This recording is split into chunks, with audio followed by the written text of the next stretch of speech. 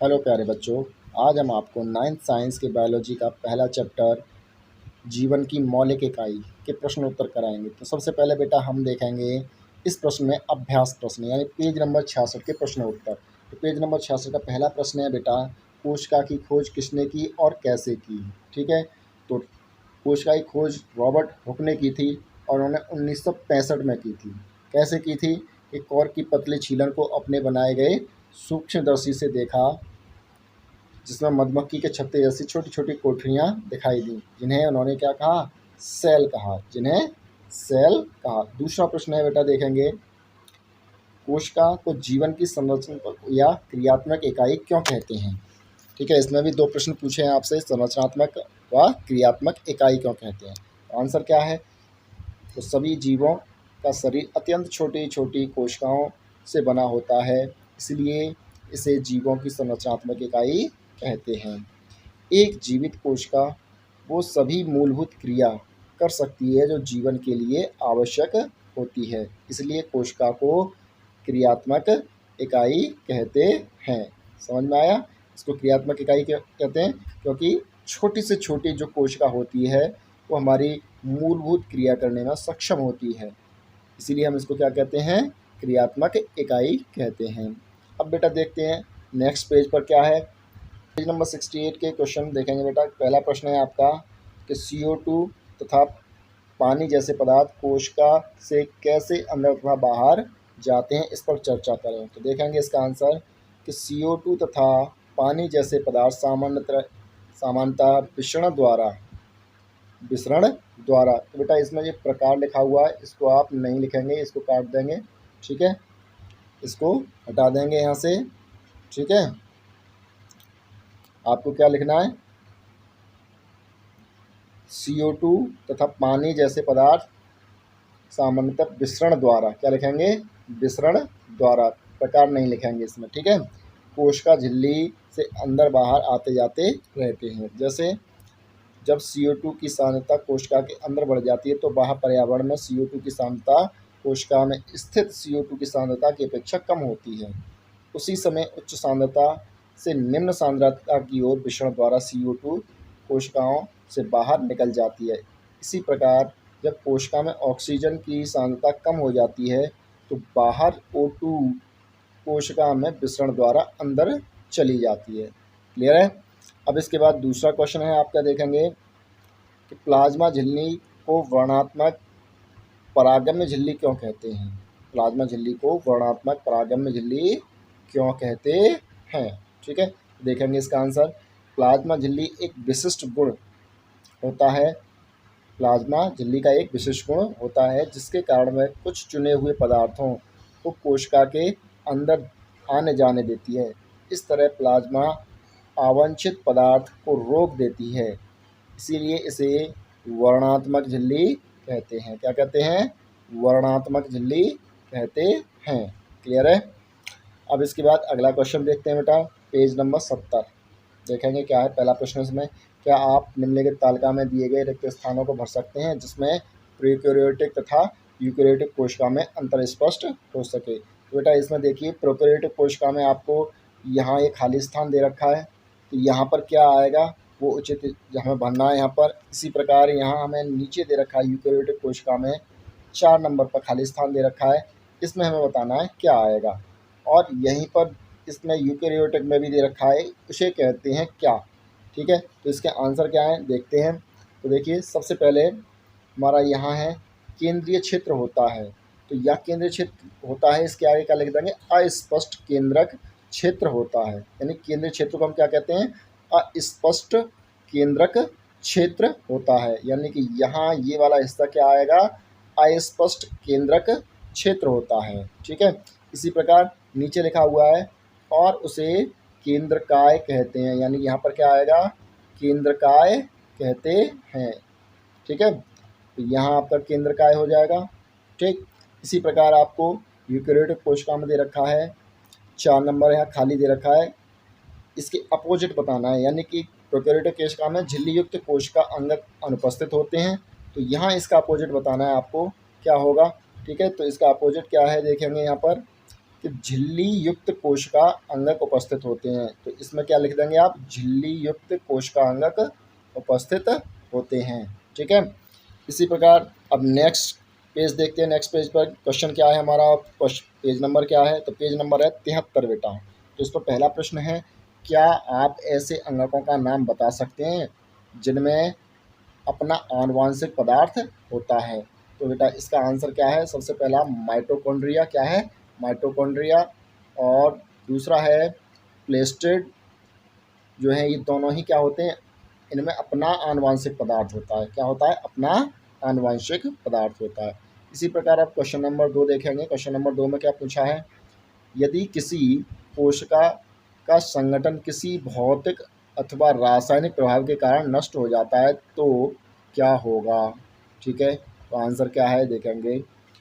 कोशिका जीवन की सबसे छोटी इकाई है जो सभी जीवित कार्यों में सक्षम है। अगर किसी भौतिक या रासायनिक प्रभाव के कारण कोशिका का संगठन नष्ट हो जाता है तो कोशिका के सभी जीवित कार्यों जैसे श्वसन, पोषण, उत्सर्जन आदि प्रभावित होंगे। कोशिका अपना कार्य नहीं कर पाएगी और नष्ट हो जाएगी। स्पष्ट हो गया। अब अगला क्वेश्चन है देखेंगे तीसरा, लाइसोसोम को आत्मघाती थैली क्यों कहते हैं।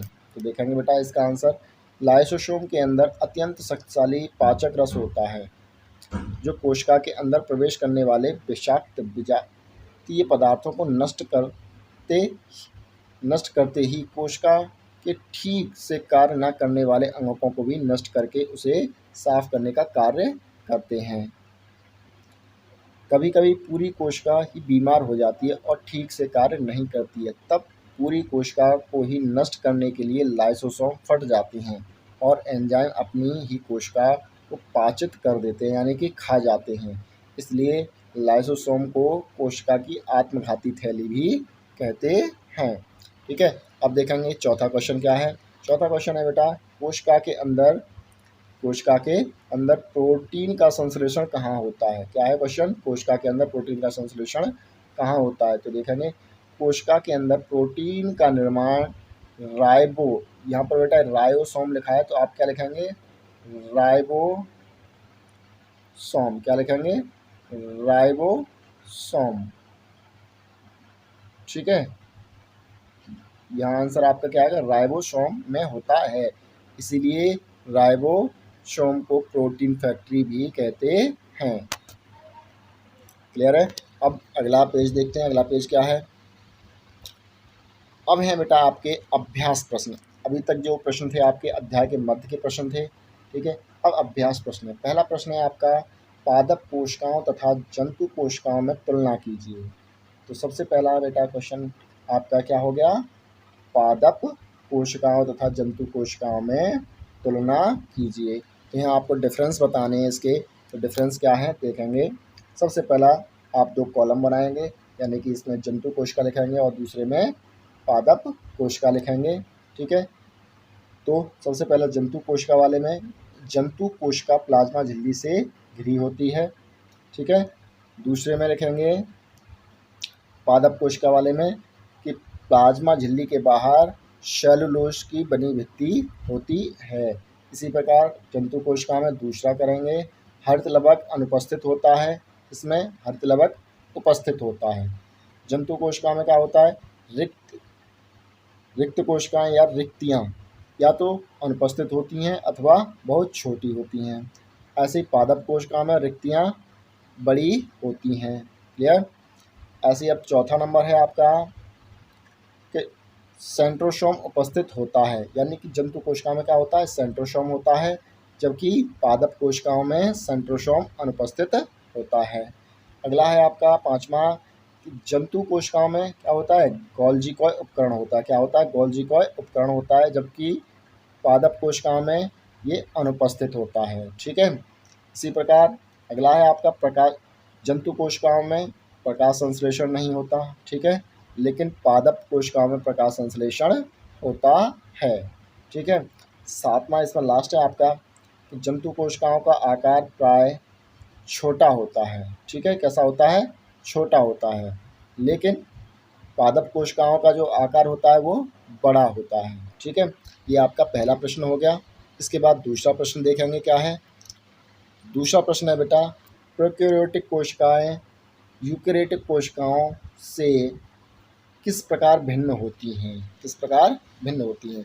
तो इसमें भी डिफरेंसेस बताने हैं आपको।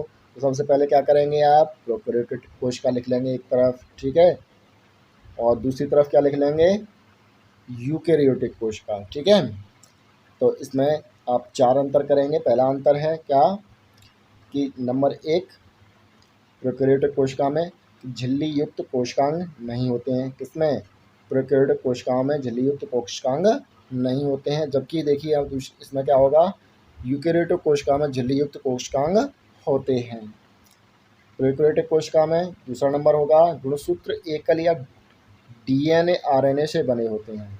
या तो गुणसूत्र एकल होंगे या फिर डीएनए व आरएनए से बने होते हैं। ठीक है, ऐसे ही इसमें होगा, यूकेरियोटिक कोशिका में गुणसूत्र एक से अधिक तथा डीएनए से बने होते हैं। ठीक, अब बात करते हैं तीसरे पॉइंट के बारे में बेटा। तो प्रोकैरियोटिक कोशिका में केंद्रकाय पाया जाता है, क्योंकि यूकेरियोटिक कोशिकाओं में केंद्रकाय होता है। ठीक है, दोनों में पाया जाता है। तो आप कह सकते हैं कि सेम लिखा जाएगा दोनों में। इसमें चौथा है आपका राइबोसोम 705 नहीं होगा यहाँ पर बेटा, ये है जो 70S लिखोगे। क्या लिखोगे, 70S प्रकार के होते हैं। ऐसे इसमें लिखोगे, इस वाले में लिखेंगे आप 80S। क्या लिखेंगे, 80S प्रकार के होते हैं। ठीक है, समझ में आ गया। यहाँ ये 705 लिखा है, इसको 705 ना लिख के क्या लिखेंगे, 70S, और इसमें 80S प्रकार के होते हैं। अब प्रश्न नंबर 3 देखते हैं बेटा क्या है। प्रश्न नंबर 3 है आपका, प्लाज्मा झिल्ली फट जाए अथवा टूट जाए तो क्या होगा। ठीक है, तो क्या होगा देखेंगे आंसर इसका। प्लाज्मा झिल्ली के टूट या फट जाने पर कोशिकांग बिखर जाएंगे और कोशिका नष्ट हो जाएगी। ठीक है, क्या होगा, प्लाज्मा झिल्ली के टूटने या फट जाने पर कोशिकांग बिखर जाएंगे और कोशिका नष्ट हो जाएगी। अब देखते हैं इसमें अगले पेज पर क्या है। अगले पेज के क्वेश्चन आपका यानी क्वेश्चन नंबर 4। क्वेश्चन नंबर 4 है बेटा आपका, यदि गोल्जी उपकरण ना हो तो कोशिका के जीवन में क्या होगा। ठीक है, क्वेश्चन क्या है, यदि गोल्जी उपकरण ना हो तो कोशिका के जीवन में क्या होगा। तो आंसर, संश्लेषित पदार्थ गोल्जी उपकरण में पैक किए जाते हैं और उन्हें कोशिका के बाहर तथा अंदर विभिन्न क्षेत्रों में भेज दिया जाता है। इस प्रकार या इस कार्य में शामिल हैं पुटका में पदार्थों का संचयन, रूपांतरण तथा बंद करना। यदि कोशिका में गोल्जी उपकरण नहीं होगा तो कोशिका का अस्तित्व ही समाप्त हो जाएगा। ठीक है, अगला 5वां प्रश्न है आपका बेटा, कोशिका का कौन सा अंगक बिजली घर कहलाता है या बिजली घर है और क्यों। तो कोशिका का बेटा जो बिजली घर होता है वो होता है माइटोकॉन्ड्रिया। क्या, माइटोकॉन्ड्रिया। ठीक है, तो आप इस आंसर को कर देंगे कि माइटोकॉन्ड्रिया को कोशिका का बिजली घर कहा जाता है, क्योंकि माइटोकॉन्ड्रिया के अंदर भोजन का ऑक्सीकरण होकर ऊर्जा एडिनोसिन ट्राइफॉस्फेट यानी ATP के रूप में मुक्त होती है। ठीक है, अब प्रश्न नंबर 6 आपका है, कोशिका झिल्ली को बनाने वाले लिपिड तथा प्रोटीन का संश्लेषण कहाँ होता है। तो इसका आंसर क्या होगा बेटा, देखेंगे कि कोशिका झिल्ली को बनाने वाले लिपिड तथा प्रोटीन का संश्लेषण चिकनी अंतःद्रव्यीय जालिका में होता है। प्रश्न नंबर 7 है आपका, अमीबा अपना भोजन कैसे प्राप्त करता है। तो अमीबा अपना भोजन कैसे प्राप्त करेगा, आंसर होगा इसका बेटा कि अमीबा अपना भोजन एंडोसाइटोसिस प्रक्रिया से ग्रहण करता है। किससे, एंडोसाइटोसिस प्रक्रिया से ग्रहण करता है। ठीक है, इस प्रक्रिया में कोशिका झिल्ली का लचीलापन एक कोशिक जीवों में कोशिका के बाह्य पर्यावरण से अपना भोजन ग्रहण करने में सहायता करता है। अब है क्वेश्चन नंबर 8, परासरण क्या है। तो किसी अर्थ या अर्ध, यहाँ पे बेटा क्या लिखेंगे, अर्थ की जगह अर्ध लिखेंगे। क्या लिखेंगे? अर्ध। ठीक है।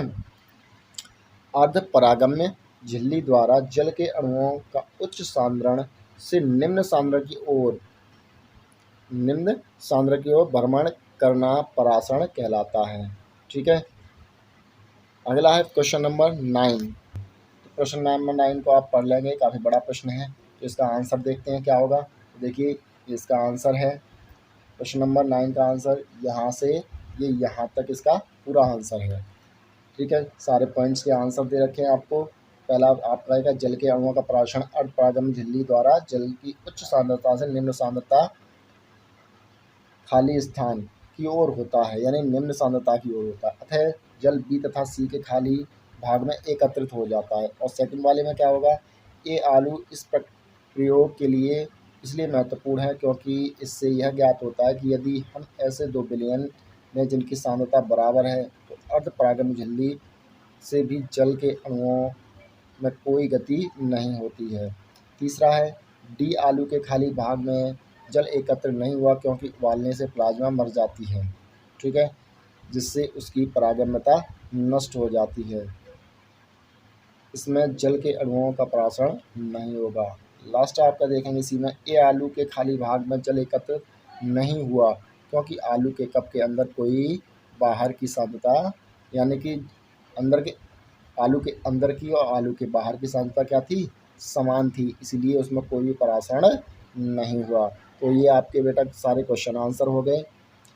ठीक है। इसके बाद हम आपको अगला चैप्टर कराएंगे बायोलॉजी का।